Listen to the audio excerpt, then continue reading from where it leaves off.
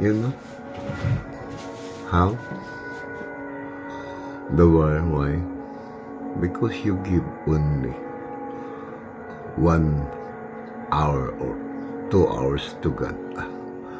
But all of that hours within 7 days, you corrupt, you ask money to the people. And that is why there is a war in Israel and Gaza. You hear that? Oh, you hear that sound? That is the Catholic bell. And you imagine,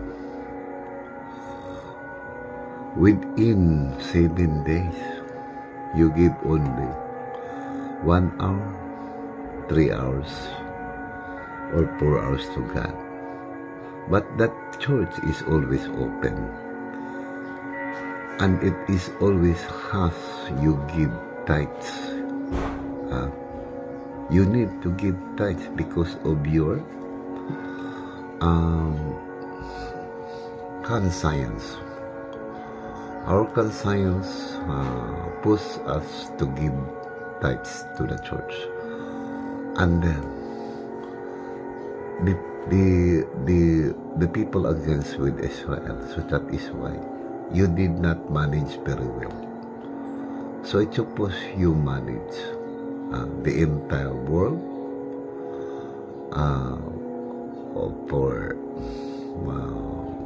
a proper managing of the people, because the people are also working and giving tithe to the church in every church. So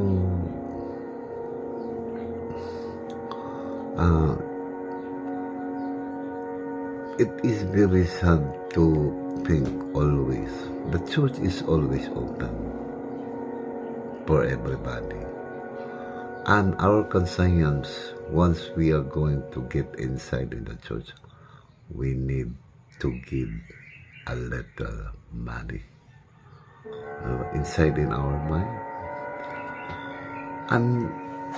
And God, you devoted, you are not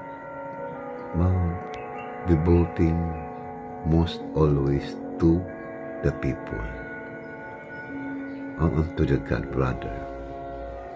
We did not devote. But that is why there is a war in Israel.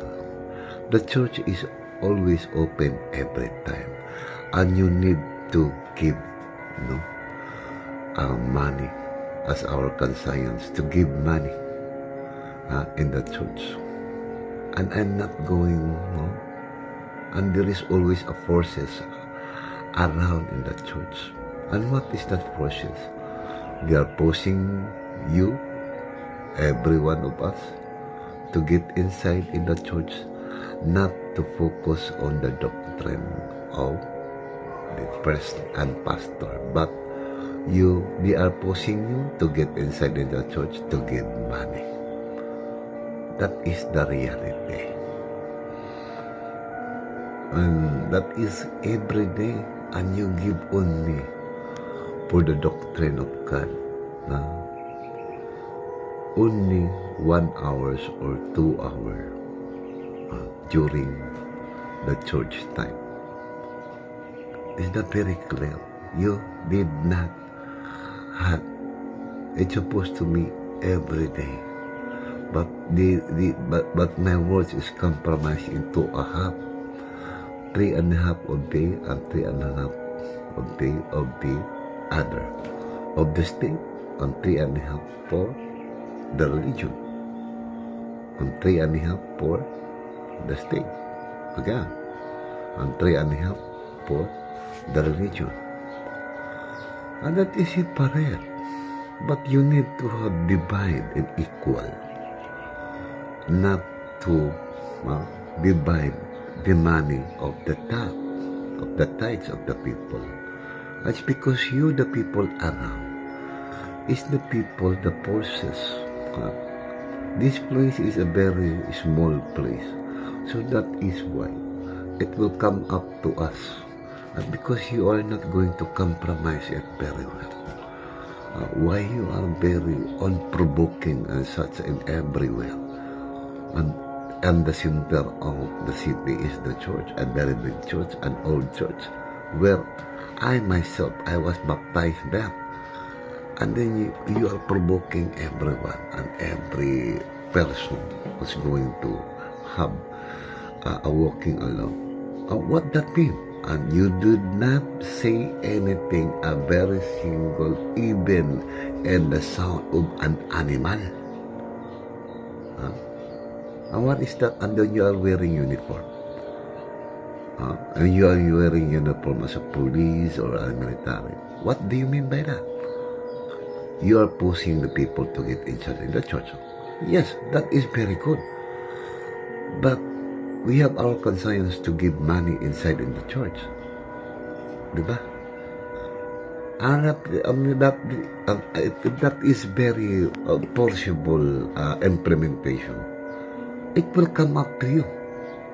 The people who are wearing uniform. And they are pushing us. And you are implementing the rules by pushing possibly just to get inside the church and to give money to the priest and the pastor. Am I correct? Yes, I will answer my own. I am very correct. Because even in the church, and if you are allowed to get inside just to press, just to deliver any doctrine, even in a one verse you have, then you are wearing uniform or police or military. Then you cannot say something about it. What you are going to do? Just to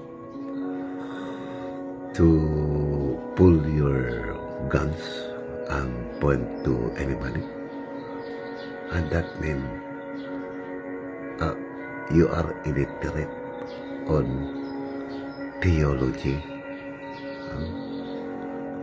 Theology is open to everybody as long as you have a Bible. You can study very much, but that not mean that you are not authority. Who can say that a person who is carrying Bible and preaching outside, that he is not authority? Is that what God said? You need to study and have diploma for preaching and pastor. Need a diploma and license to have. Therefore, do not hit anyone. It's because it is already very clear. You are hitting the people inside in this city. This is very small city.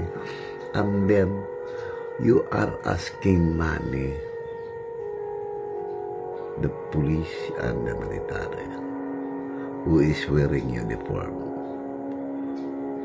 Yes, because the people is going to get inside the church that just to have a relaxing, because that is the house of the Lord and the God, or the God, and you are ought to give money, the tithes.